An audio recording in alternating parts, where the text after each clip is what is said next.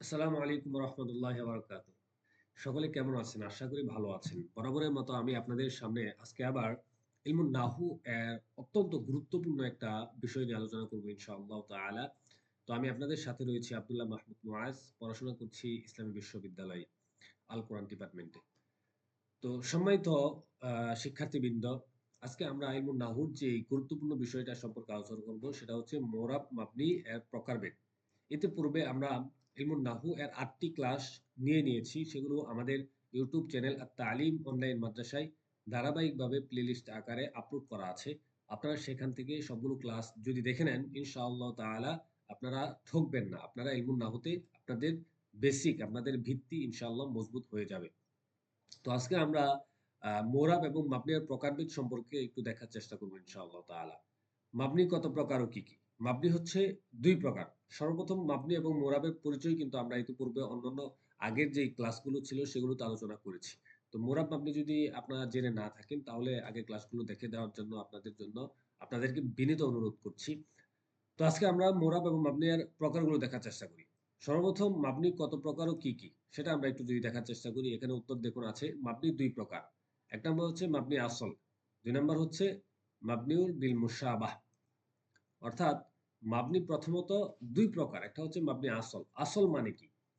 মাবনি আসল বলা হয় এমন মাবনিকে যেটা সত্তাগতভাবে মাবনি। আসল এর শাব্দিক অর্থ হচ্ছে মূল। অর্থাৎ এই যে মাবনিটা, মাবনি আসলের অধীনে যে মাবনিগুলো আছে সেগুলো সত্তাগতভাবে মাবনি। ঠিক আছে? এগুলো বলা হয় মাবনি আসল। আর এর বিপরীত হচ্ছে মাবনি বিল মুশাবা। অর্থাৎ যেগুলো সত্তাগতভাবে মাবনি না, বরং সেগুলো মাবনির সাথে মাবনি আসলের সাথে সাদৃশ্য রাখার কারণে সেগুলো মাবনি হয়েছে। এগুলো বলা হয় মাবনি বিল মুশাবা। আশা করি বুঝতে পেরেছেন। এখন আসেন মাবনি আসল কয়টি? এটা গুরুত্বপূর্ণ একটা বিষয়। মাবনি আসল হচ্ছে ৩টি। মাবনি আসল যে আমরা জানলাম সেটা হচ্ছে ৩টি। কি, কি? ১ নাম্বারে দেখুন, জুমলাতুন হুরুফুন, অর্থাৎ আরবি ভাষায় যত হরফ আছে, হরফে জর হতে পারে, হরফে মুসাব্বা বিল ফিল হতে পারে, আরো যত হরফ আছে, হ্যাঁ? সকল হরফ মাবনি। ঠিক আছে?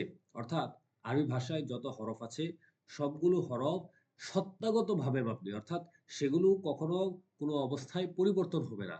সেগুলো যে অবস্থায় গঠিত হয়েছে, যে অবস্থায় আমাদের কাছে এসেছে, ঠিক সেই অবস্থায় কিয়ামতের আগ পর্যন্ত থাকবে। তো সেগুলো হচ্ছে কি? জুমলাতুন হুরুফুন। এগুলো হচ্ছে মাবনি আসলে একটি প্রকার। তো দ্বিতীয় যে প্রকার সেটা হচ্ছে ফেলে মাউযি। অর্থাৎ ফেলে মাউযির যে সিগাগুলো আছে সেগুলো হচ্ছে মাবনি আসলের একটা প্রকার।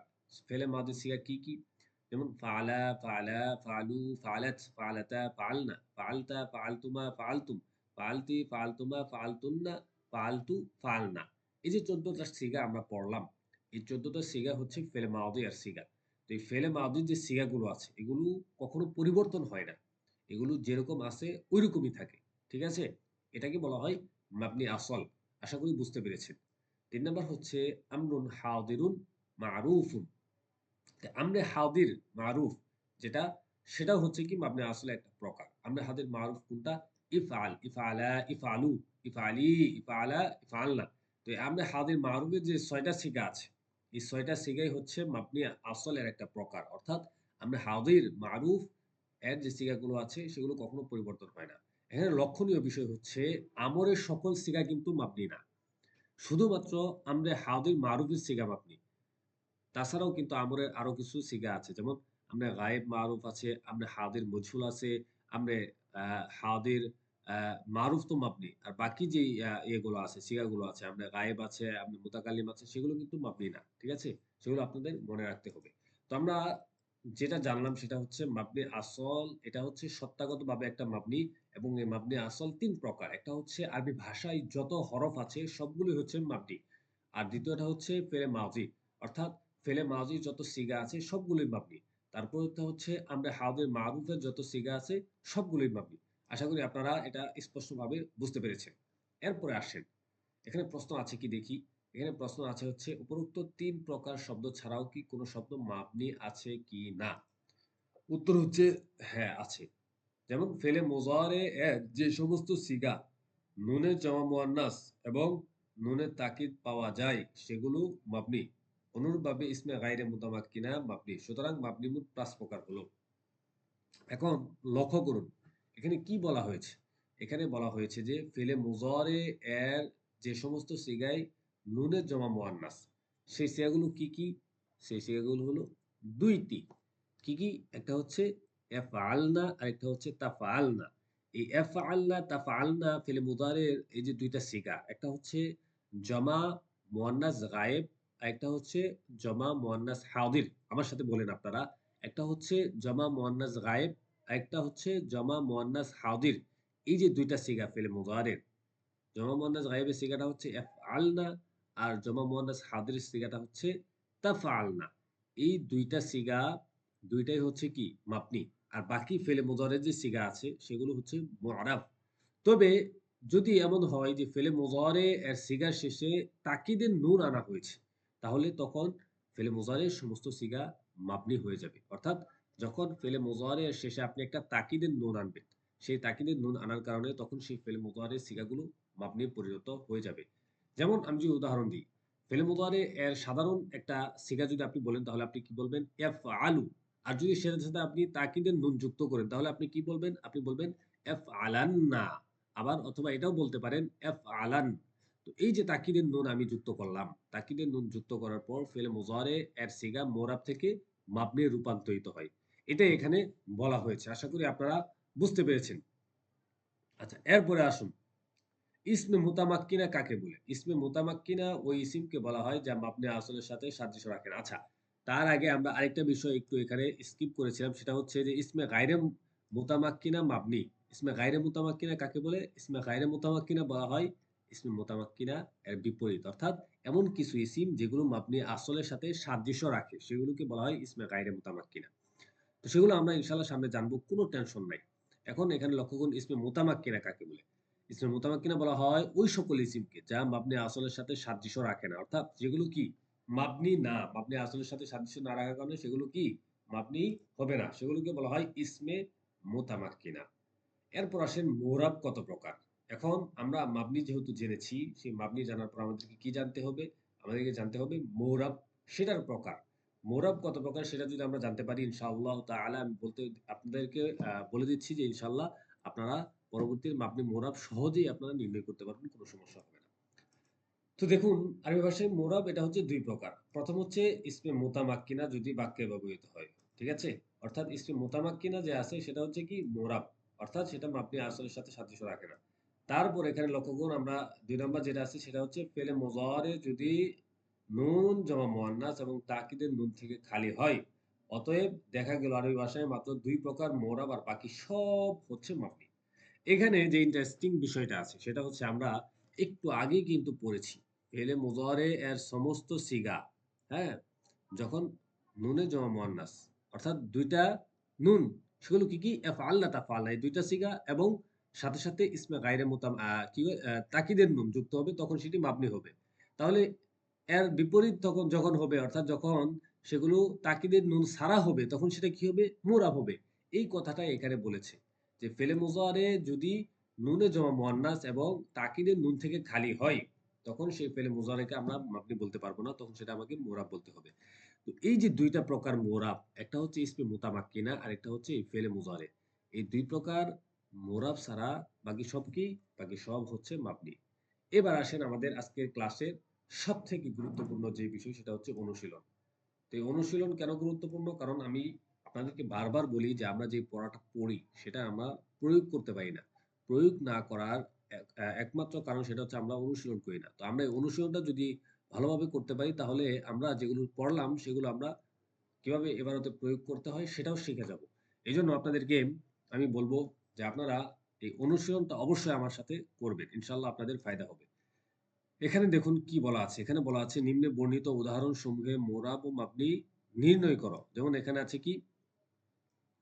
উলাই মুসা ঈসা হাউলাই আমরুন হামরাউন আল্লাহু হুবলা কিতাবুন কলামুন দারসুন নাসারতু ইদরিব। এই যে সিগাগুলো আছে বা এই শব্দগুলো আছে এগুলোর মধ্যে কোনটা মোরাব কোনটা মাবনি এটা আমরা একটু নির্ণয় করার চেষ্টা করি, চলুন। তাহলে আমাদের কাছে আরো স্পষ্ট হয়ে যাবে। সর্বপ্রথমে এখানে লক্ষ্য করুন, এখানে আছে কি? উলাই, আছে না? উলাই। এখন আমাকে দেখতে হবে এটা কি মাবনির কোনো প্রকারের মধ্যে আছে কিনা, এটা আমাকে দেখতে হবে। এখন লক্ষ্য করুন, আমরা মাবনির প্রকারে কি পড়েছি? যে সমস্ত হরফ এবং ফেলে মুজারে এবং আমরা হাজির মারুফ এগুলো হচ্ছে কি মাবনি, তাই না? এগুলো আমরা পড়েছি মাবনি। এখন আরেকটা বিষয় যে উলা ই এটা মাবনির এই ৩ প্রকারের মধ্যে কিন্তু একটার মধ্যেও পড়তেছে না। তাহলে মাবনি হবে কিনা? অবশ্যই মাবনি হবে। কেন? কারণ এটা এই যে ইসমে গায়রে মুতামাক্কিনা আমরা যে পড়লাম, এটার মধ্যে কিন্তু এই উলাই পড়তেছে, হ্যাঁ? ইসমে গায়রে মুতামাক্কিনা ক্ষেত্রে আমরা কি পড়েছি? ইসমে গায়রে মুতামাক্কিনা হলো যেটা মাবনি আসলের সাথে সাদৃশ্য রাখে। ঠিক আছে? এটা মাবনি আসল না। তবে কি মাবনি আসলের সাথে সাদৃশ্য রাখে। ইসমে গায়রে মুতামাক্কিনার আরেকটা নাম হচ্ছে মাবনি বিল মুশাবি। মুশাবি মানে হচ্ছে শাবাহ, ইউশাবি হচ্ছে সাদৃশ্য রাখা। অর্থাৎ এমন মাবনি যেটা মাবনি আসলের সাথে সাদৃশ্য রাখে। তো ইসমে গায়রে মুতামাক্কিনার কিছু প্রকার আছে। তার মধ্যে এই যে একটা প্রকার হচ্ছে কি এই উলাই এটা হচ্ছে সেগুলোর একটা প্রকার। সেগুলো ইনশাআল্লাহ আমরা সামনের ক্লাসে জানবো। এই যে এখানে দেখুন ইসমে গায়রে মুতামাক্কিনার প্রকার আছে। সেগুলোর মধ্যে থেকে আরকি এটা এসেছে। তো আমরা যেহেতু এটা আজকে পড়ি নাই তাহলে এটা আমরা স্কিপ করছি আজকে। তারপর দেখুন এখানে আছে কি মূসা, হুম? এই মূসা এটা কি হবে? এটা কি মোরাব হবে না মাবনি হবে? এই একটা বিষয়। তো এটাও যেহেতু আজকে আমরা পড়ি নাই তাহলে আমরা আজকে এটা স্কিপ করব। সামনের ক্লাসে আমরা যখন পড়ব তখন আমরা এগুলো নিয়ে আলোচনা করব। তারপরে আছে আমরন, তারপরে আছে হামরাউ, তারপরে আছে আল্লাহ। আচ্ছা, এই আল্লাহ শব্দটা দেখুন। আল্লাহ শব্দটা মুরাব না মাবনি? আল্লাহ শব্দটা এটা হচ্ছে একটা মুরাব শব্দ। অর্থাৎ এটা মাবনি নয়। কেন? কারণ এটা সমস্ত হরফের মধ্যেও পড়ে না, আবার ফেলে মাঝিও না, আবার আমরা হাজিরও না, আবার ইসমে গায়রে মুতামাক্কিনার প্রকারের মধ্যেও আল্লাহ পড়ে না। তারপর আছে হুবলা, এটা আবার মাবনি হবে। তারপর আছে কিতাবুন। কিতাবুন এটা মুরাব কেন? কারণ এটা হচ্ছে ইসমে গায়রে মুতামাক্কিনার মধ্যে পড়তেছে না। অর্থাৎ ইসমে গায়রে মুতামাক্কিনার প্রকারগুলো আমরা আগামী ক্লাসে জানবো। সেই ক্লাসটা করার পর ইনশাআল্লাহ এই অনুশীলনগুলো আপনার জন্য আরো ফায়দাদায়ক হবে। তারপর এখানে লক্ষ্য করুন আরো ২ টা উদাহরণ আমরা এখানে দেখি। এখানে আছে নাসরতু আর ইদরিব। নাসরতু এটা মুরাব না মাবনি? এটা হচ্ছে মাবনি। কেন? কারণ নাসরতু হচ্ছে ফেলে মাউজি এর একটা সিগা। আর আমরা পড়েছি যে মাবনি আসলের ২ নাম্বার প্রকার হচ্ছে কি? ফেলে মাউজি। তো এই ফেলে মাউজির সিগা হওয়ার কারণে এটা হচ্ছে কি? একটা মাবনি। তারপর আছে কি ইদরিব। ইদরিব এটা মুরাব না মাবনি? এটাও মাবনি। কেন? কারণ ইদরিব এটা হচ্ছে আমরা হাউদির মারুফের সিগা। আর আমরা মাবনি আসলের একটা প্রকারে কি পড়েছি? আমরা হাউদির মারুফ হচ্ছে মাবনি আসলের একটি প্রকার। তো আশা করি আপনাদের আজকের এই ক্লাসের মাধ্যমে আপনারা মাবনি এবং মোরাবের যে প্রকারগুলো আছে সেগুলো সম্পর্কে অনেকটাই ধারণা পেয়েছেন।